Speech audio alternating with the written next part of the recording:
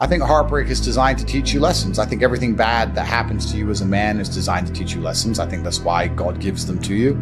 You're never going to be a good man unless you've suffered. Good men have been through a lot of bad things, and you have to realize why she left or why your heart is broken so that you can change certain things and grow. I think that the worst men on earth are the ones who haven't had enough pain. You're supposed to suffer as a man. You're born to suffer. The whole reason God put men on this planet is to suffer. And the best men are the ones who suffered the most. I wouldn't be top G if I didn't suffer more than anyone else. You're a better man than everyone else if your life was a mess and it was a hardship. Because you're not what happens to you, you are how you react to it. And the best men on earth are men who have had their parents die, their best friends betray them, their girl betray them, thrown in jail, their money stolen, stabbed, robbed. And every time something happened to them, they sat there and they looked in the mirror and said, what can I learn from this? How can I stop this happening? Those are the best men. Those are the men respect. Those are the men women want. Why do women love scars? Look, they tried to kill him and they can't. That's why I want him. The best men suffered. You find a man who's never been through suffering and nobody gives a shit about him. Men don't like him and women don't like him. Men are no good without it. If you're an intelligent person and you crash your car, you sit and say, how did this happen? Was I driving too fast? No. Whose fault was it? Well, an amateur will say, it's their fault. They came speeding out at me. But a professional will say, no, they came speeding out at me. Why couldn't I avoid them? Why couldn't I move? Why didn't I see it? Why am I on this road in the first place?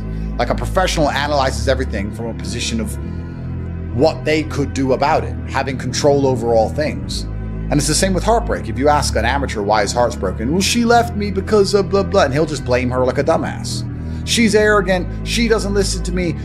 Her friends convinced her to cheat. She wants this, that, instead of saying, I don't have what it takes to keep her. I don't have what it takes to talk in a way that makes her not want to listen to her friends. I'm not important. So if you self-analyze everything, then everything happens for the same reason. Whether, no matter what bad thing happens to you, including heartbreak, it all happens for the same reason, for you to analyze and get feedback. If you were more important and more successful, she was less likely to leave you. That's the truth. The thing about life is you become a better person via feedback. You don't ever become a better person via anything else, especially not practice. People say practice makes perfect, and that's the biggest mistake, because it's not true. Because I often get asked, Andrew, how do you speak the way you speak? And I say, well, feedback. And they say, well, you've practiced, right? Well, everyone practices how to talk. There's people who've been alive 30 years longer than me, who've been practicing to speak longer than I have. Don't speak the way I speak, for example. It's just an example. You have to feedback. You have to watch yourself talk. You have to see where you've made mistakes. You have to see where you say, like. You have to remove it consciously. You need feedback to improve. So if a woman left you, that's feedback. Learn the lessons and make sure it doesn't happen again. Or sit and blame her and pretend it's nothing to do with you, and then wait for it to happen to you again, because it will. That's how life works. Like, feedback I got from jail, or my father dying, or heartbreak, or being stabbed, or whatever it is, all of these things happen for you to learn from them. And everybody in life has these events, and everybody in life has these traumas they can learn from, but most people are too stupid or too arrogant or too cowardly to sit down, blame themselves, look in the mirror, analyze the entire situation as if it was their fault, and see what they can do to prevent it from happening again. If I get wet in the rain, I blame myself. Why didn't I bring an umbrella? Why was I outside? Why was the car not nearer? Why didn't I check the weather? It's all me. Whereas the average person goes, why are you wet?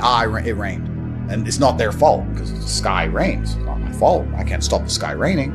Whereas I believe I could have stopped myself getting wet, even if I can't stop the rain. It's a mentality. Heartbreak teaches you the power of understanding that in life, things will always get better if you try to make them better. There were girls who I dated when you were still a baby. So let's say I was 20 years old. And she was 19 years old, I was 20 years old, and we broke up for whatever reasons. This particular girl got some job where she had to move to London. And I was upset about it. If the heartbreak had never happened, well, I'd be that guy. I'd be with her now. I wouldn't have done all the great things that I've done. Heartbreak sucks.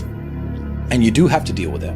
And again, know when to walk away without begging or humiliating yourself, especially in this day and age of DMs and messages being recorded and stuff. And each heartbreak, like with every bad event that happens in life, sets an important marker that you eventually look back on a longer timeline, and you see the growth and the self-improvement and maybe the hypothetical scenarios that would have happened had you stayed with that person or had you not been betrayed by that person. And yeah, it serves as very important markers on a timeline. But it's only once you progress a couple years past that timeline that you can see the knowledge in it, unless you do it the wrong way and let it spiral you to down the toilet of self-destruction. In which case, then you're like, oh, well, that's when my life went completely wrong. So no, that's when you chose to give up. They're two very different things. Heartbreak's fantastic. I wish my heart could still be broken. That'd be nice. Well, men live for women. This is the point. Men live for women in every single way. If women didn't exist on this planet, everything about my life would be different. I'd have fast cars because I like driving. But a lot of the things that men do, a lot of the things we say, the way you dress, lots of it is about trying to attract women, trying to impress women, and trying to have women hold you in a high regard. Because if women in general hold you in a high regard, then you as a high value man have your pick of the best women on the planet.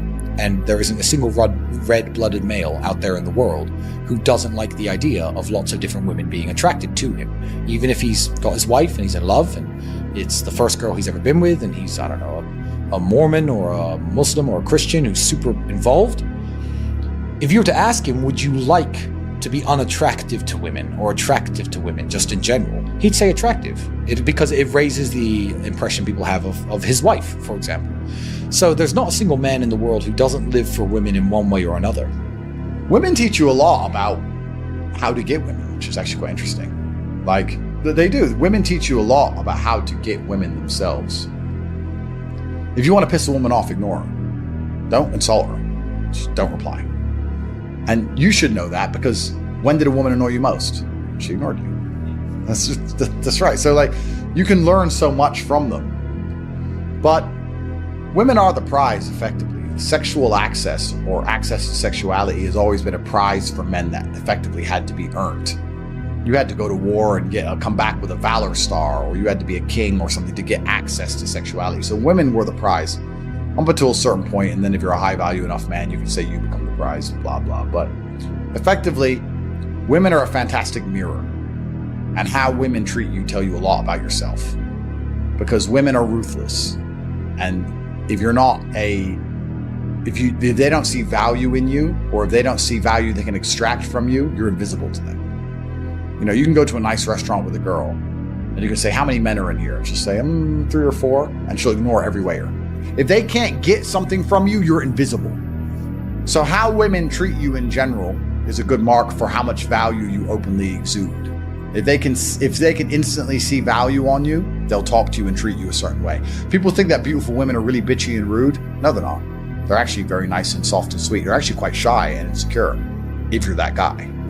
But if you're not that guy, they're like, get the fuck away from me. Because they don't even want to bother having a conversation on any level because you don't exude enough value. So women are a mirror. They'll tell you everything you need to know about yourself. And you should pay attention to it and you should change it. No one is ever going to give a shit about you, even 1% as much as you have to give a shit about yourself. No one cares. No one cares about you if you're a man, ever. Everything is conditional. You don't get loved unconditionally. And that's a beautiful thing, because that makes you strive to create your own value as a man. And the problem that men have is we all go from a time when everyone cares about us to a time no one does. Women don't lose it until they're maybe 45 and childless. Then they'll be like, oh, what the fuck's going on? Now she understands what it's like to become a 15, 16, 17-year-old man. Because we've gone through the stage. I remember my aunts and uncles, hey, little Tristan, I remember, they all cared about me back then. Then you get to 16, 17, 18, you're out in the cold world and you're like, no one gives a fuck, do they? I can't pay my bills. I have no food. Nobody cares. Yeah, your mother and your father will care a little bit, but you have to care about them. So I'd say the duty of protection is the other way around once you become an adult, and you have to care about yourself. So the best advice I can give to anyone, especially the young men who are 13, 14, 15, who, are sitting in their room playing video games and their mother's still bringing them sandwiches, if she continues to care about you that much and you lean on it, you're going to be a nobody.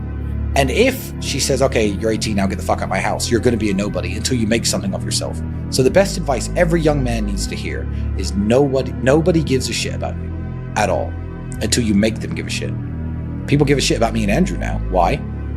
Would you have given a shit about me if I just fucking stayed in my room playing video games from age 18 till now? No, you wouldn't know who the fuck I was. As a man, if you truly care about the world, you need to improve yourself first, because as a man, if you're not capable, your love means nothing anyway, right? You can say I'm a man and I love my dog, But if you can't feed that dog, and you can't home that dog, and you can't afford to take that dog to the vet, and you can't protect that dog, then your love means nothing. Your love as a man is directly correlated to your competence and your capabilities. So when a man who is capable loves you, it means something. A man who's incapable loves you, it means nothing at all. So if you're incapable, not necessarily important, not necessarily financially successful person, it doesn't matter what you feel about anything, because you could be replaced and nobody gives a shit. So if you truly care about that, I guess the lesson is, if you truly care about an issue as a man, the first thing you should do is you should improve yourself. If you have a woman who you truly love, instead of buying her flowers every day, you should improve yourself. If you have a town that you truly love, instead of, I don't know what you would do, instead of telling everyone how great it is, you should improve yourself and you should start a business in that town so that there's more jobs in that town. It doesn't matter what it is. Self-improvement is the answer to showing your love for anything as a man. So when I see people say, oh yeah, I really love my girlfriend or whatever, and then I look at the guy, I say, no, you don't. Because if you did, you wouldn't be sleeping so long. You wouldn't be so insignificant. You'd be trying harder in some way. You'd be doing something. You're not doing anything. If you're not doing anything, you don't love anybody. I would say to all the young men out there who see me as a source of inspiration, motivation, knowledge, I'd again say something similar than I said to my brother. I'd say, if I exist or not, if I speak or not, if I do podcasts, if you hear my voice, it doesn't matter. You can do all of this without me as a source of motivation. Everything I've tried to say to you and everything I've tried to tell you, I've meant it because I care about not you personally, but the way that men are perceived in this world and the way men carry themselves in this world.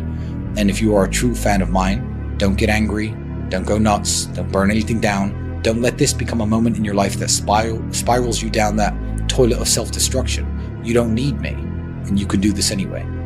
Best of luck.